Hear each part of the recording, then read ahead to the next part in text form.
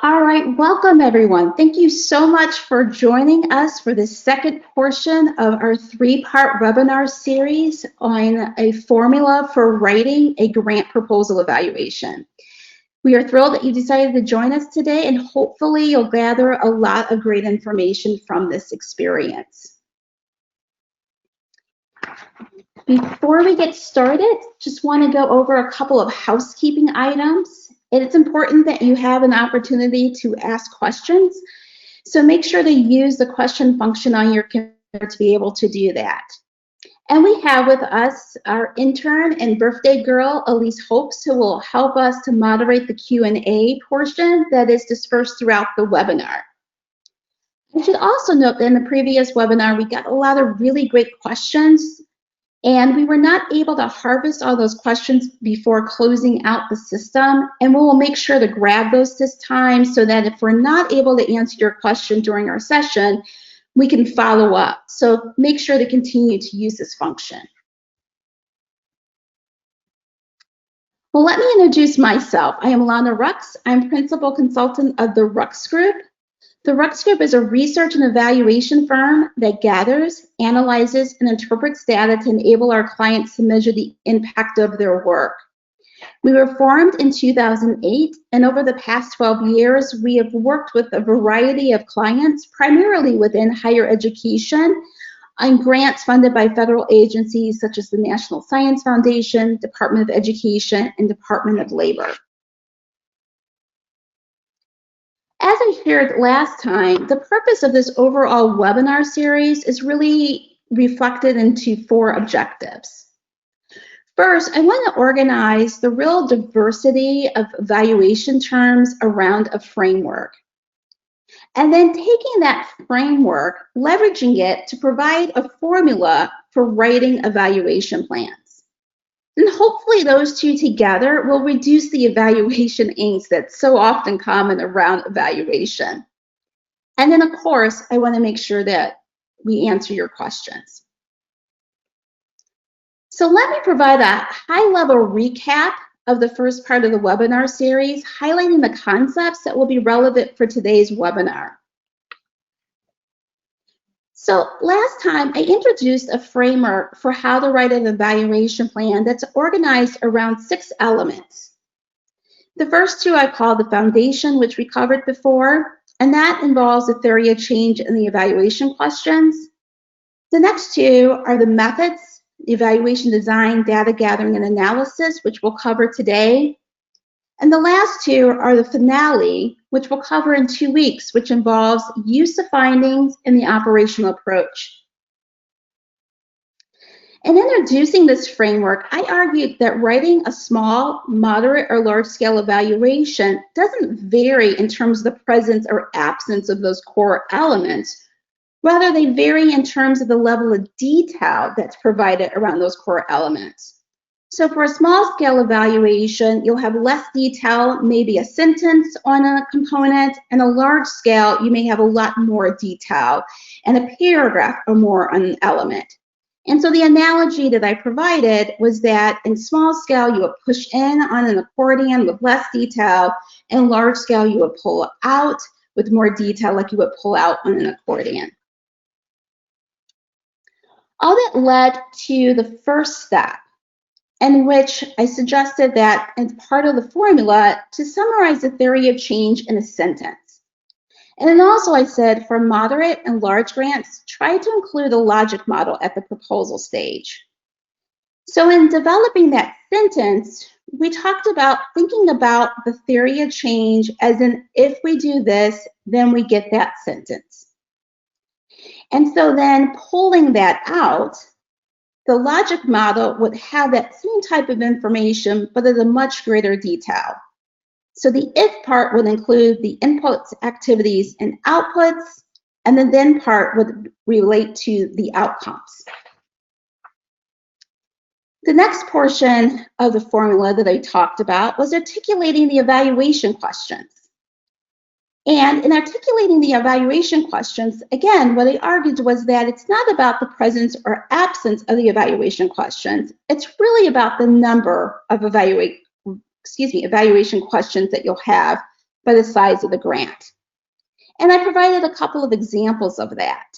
And then I also provided some thought prompts around what we call formative evaluation, which maps on the if part of the logic model. And then also thought prompts for summative evaluation, which falls on the then part of the logic model and the theory of change. Now, if all that was a really quick run through of the intro, that's fine. You can go back and review the recording at our Rux Group YouTube page. But I will take a moment there just to see if there are any questions that I can answer at this point. Elise, were there any questions? Yes, we do have a question. Why a logic model for only moderate and large projects? Oh, a very good question. So the reason why I suggest having the logic model for moderate and large scale evaluations is just to help to try to reduce some of the complexity in terms of writing the evaluation plan. And I should note that I really emphasize writing the logic model for moderate and large projects. What I'm talking about is at the proposal stage. I think all projects should ultimately have a logic model. But at the proposal stage, if it's smaller, you have less resources, and should try to just simplify, focus those resources on moderate and large scale evaluations. All right. Are there any other questions, Elise? That is all at the moment, Lana. Thanks. Okay, great. All right, so let's go on and actually start talking about the meat of the evaluation.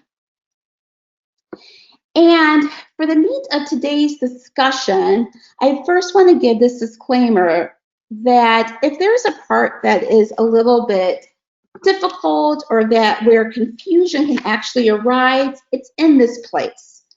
I often say that evaluation is similar to research, and this is particularly the case when thinking about evaluation design.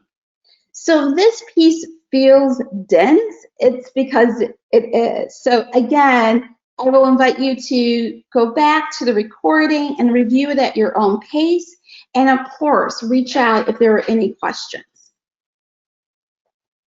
So the third step of the formula is really about interpreting the findings that you're going to obtain. So you want to choose the evaluation design that is appropriate for the context and the level of resources that are available.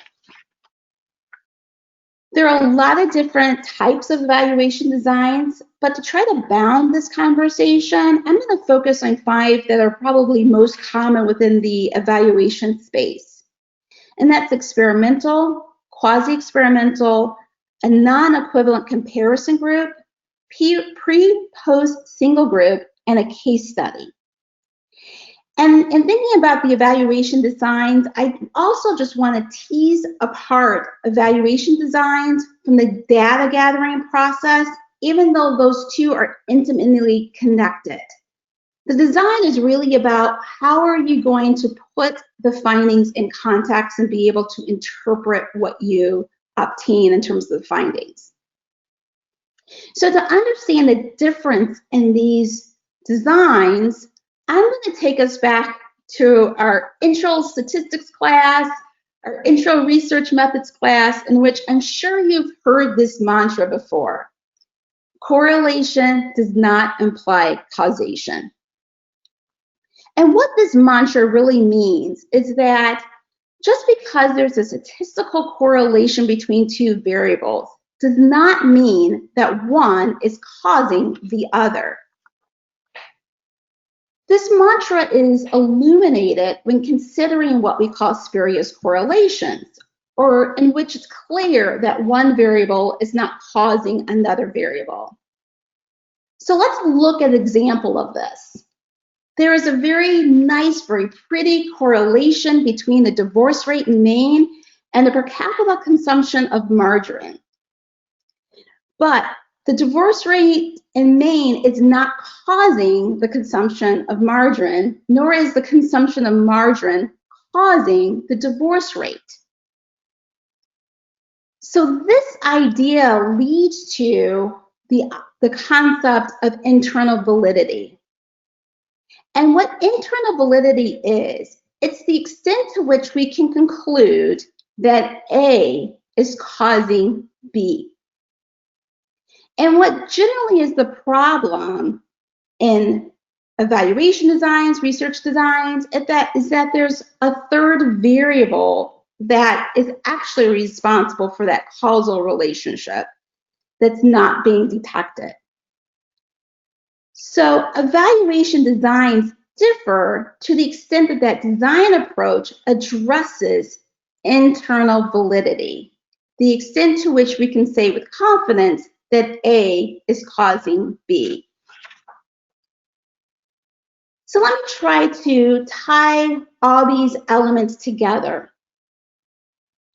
Let's talk about each of those design elements, and then let's say, does that design element actually address internal validity?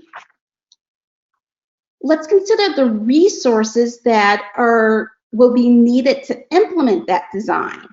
And so resources are things like the expertise, the time, and fundamentally that all relates to the money and the cost of implementation.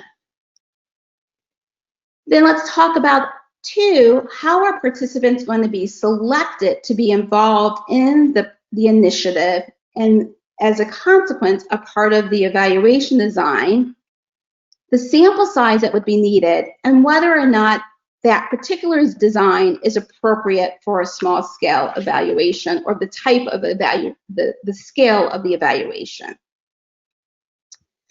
So let's first look at an experimental and quasi-experimental design. Both of these design approaches address internal validity. However, both of them are high in terms of implementation resources. There's a lot of expertise that's needed to be able to implement and to make sure that it's implemented to fidelity, and so that can be really challenging. Another challenge, particularly of an experimental design, is how the participants are selected. In experimental design, participants are randomly selected. So randomly, some participants may receive an intervention while others may not. And particularly for educational professionals, sometimes that type of random assignment is problematic. And so very often a quasi-experimental, if some type of design that addresses internal validity is appropriate, a quasi-experimental is chosen instead of an experimental. Again, like with quasi-experimental, you require a large size, and neither of these really are that appropriate for a smaller or moderate scale, more so for a large scale type of initiative. That brings us to the next option, non-equivalent comparison.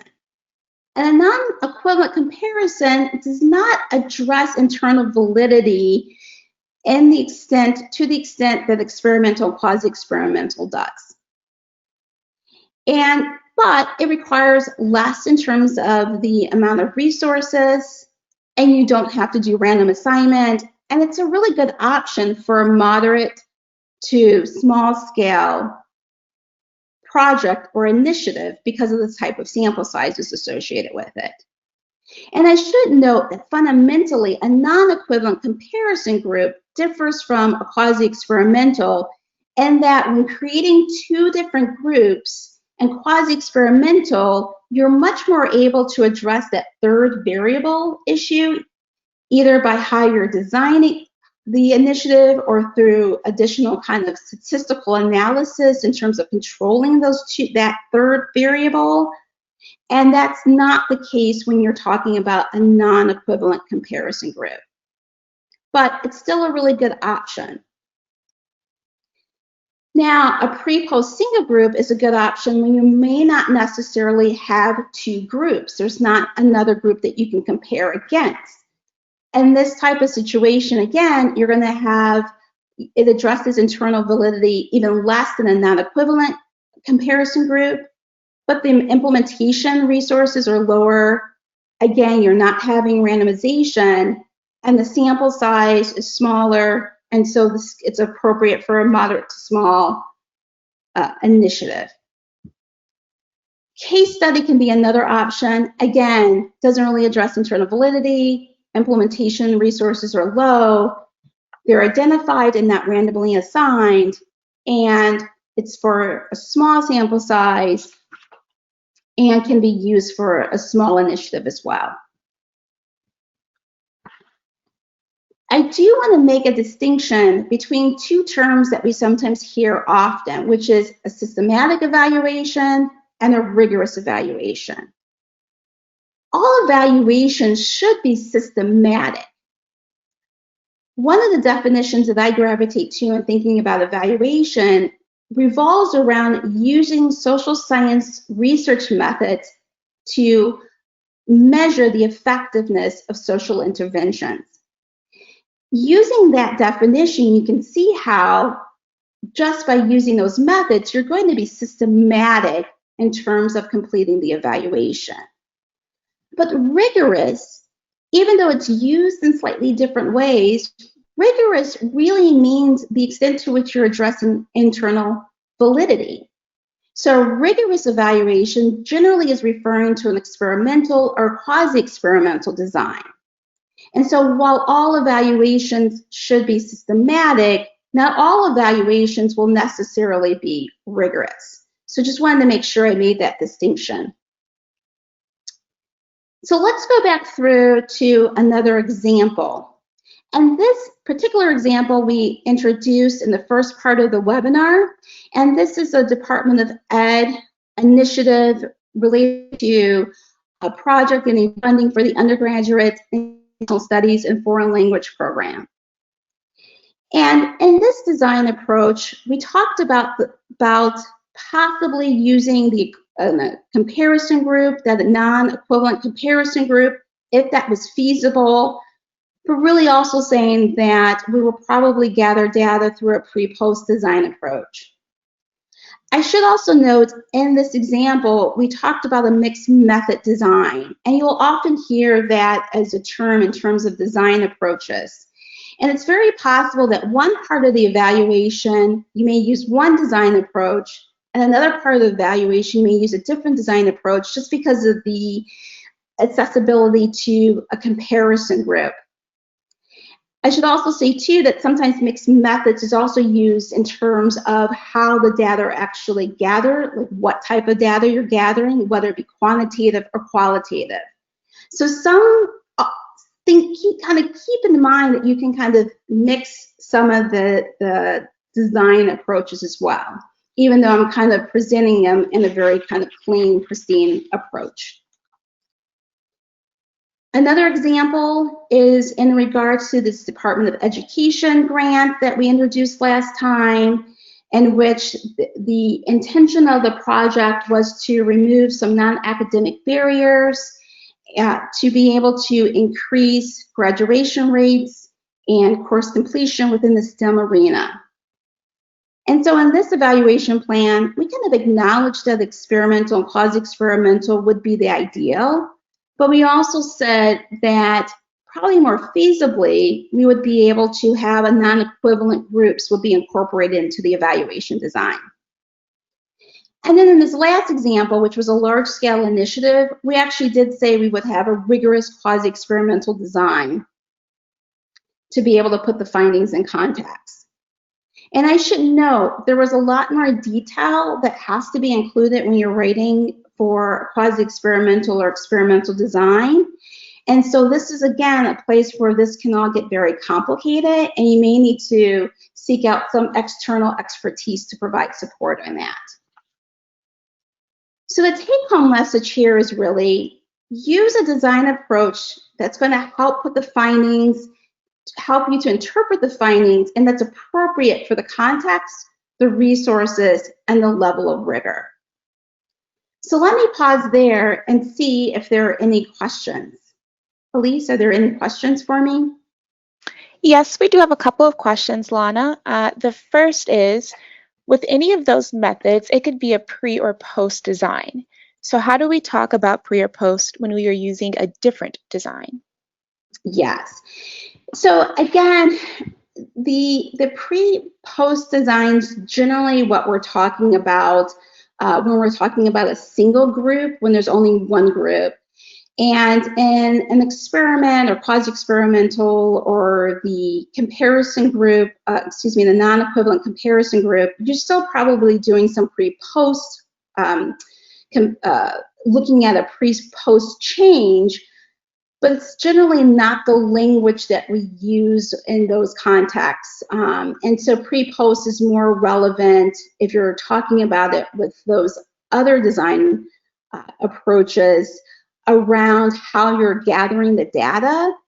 And whereas when you're talking about it in this context, it's more about how you're going to interpret it, and it's more related to a single group versus multiple groups. So hopefully that clarifies that distinction.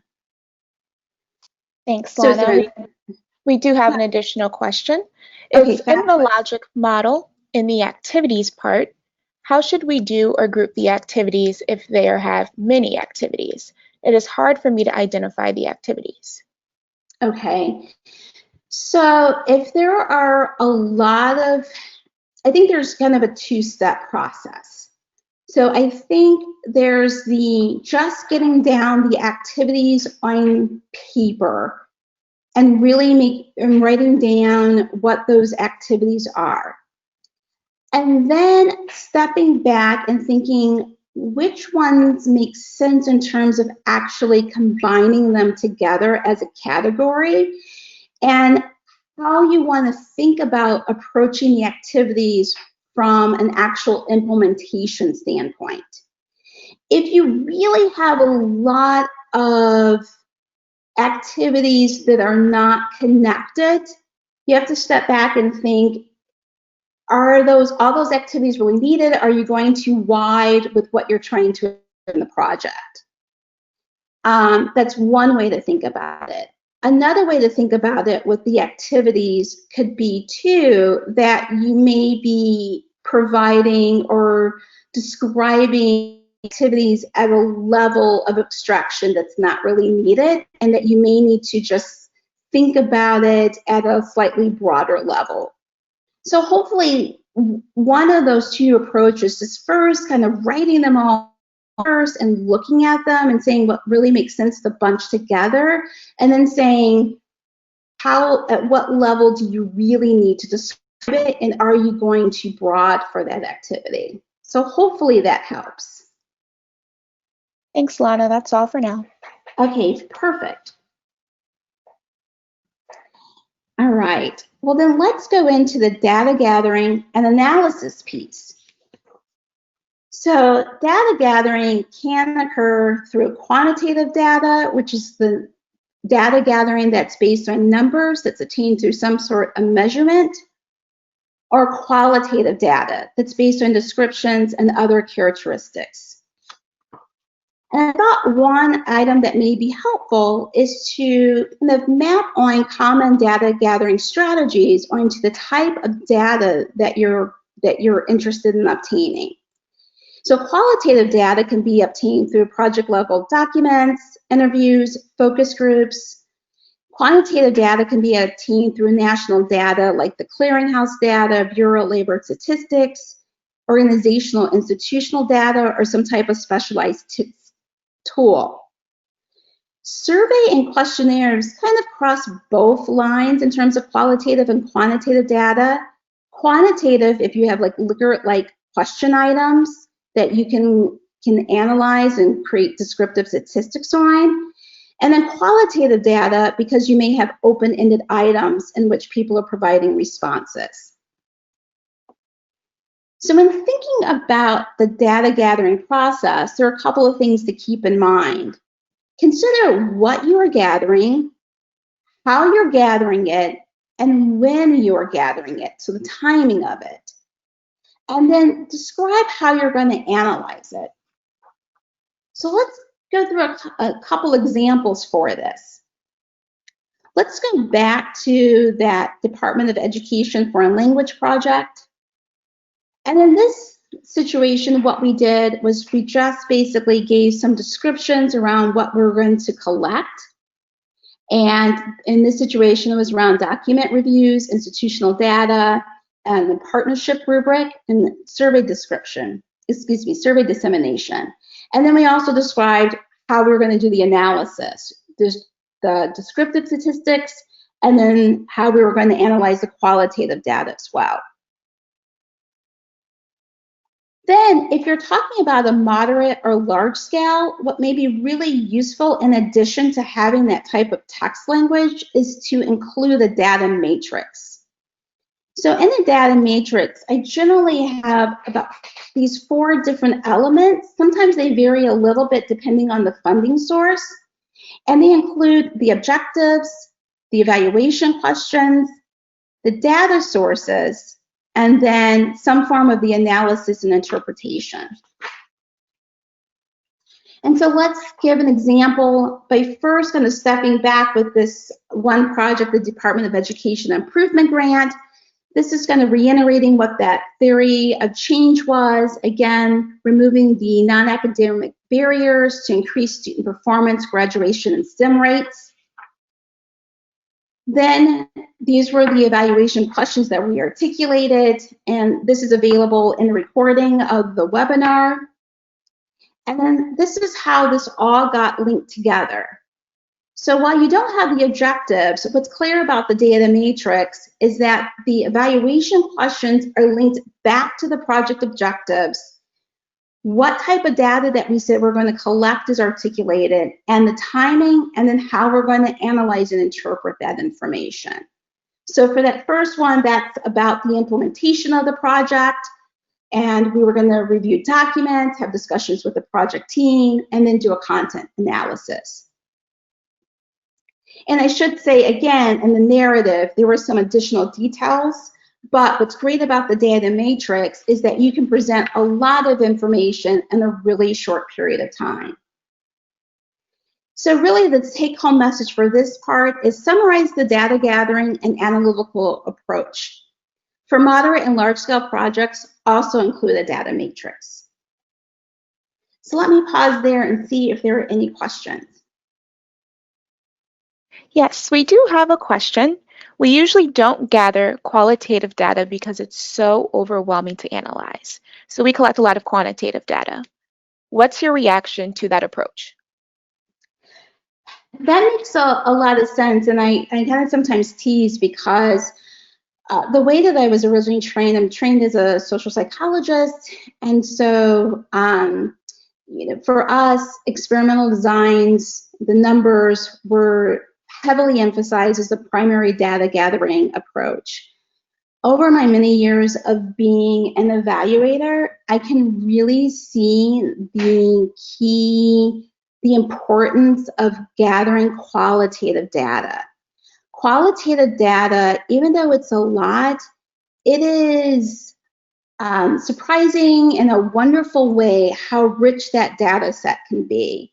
So I really would encourage the team to find a way to collect qualitative data, because particularly for a continuous improvement standpoint, it will really help to illuminate what you're seeing in terms of the numbers, and will help to make some either course corrections, or will really help to point to what you should do more of as well.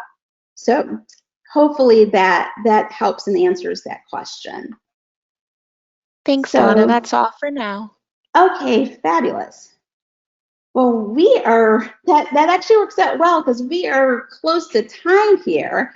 And I did want to just real quickly give a reminder about our next webinar, which is 2 weeks from now on July 29th. And that will be the finale, the evaluation use sharing findings and evaluation teams. And that's where we will be able to put all these three components together.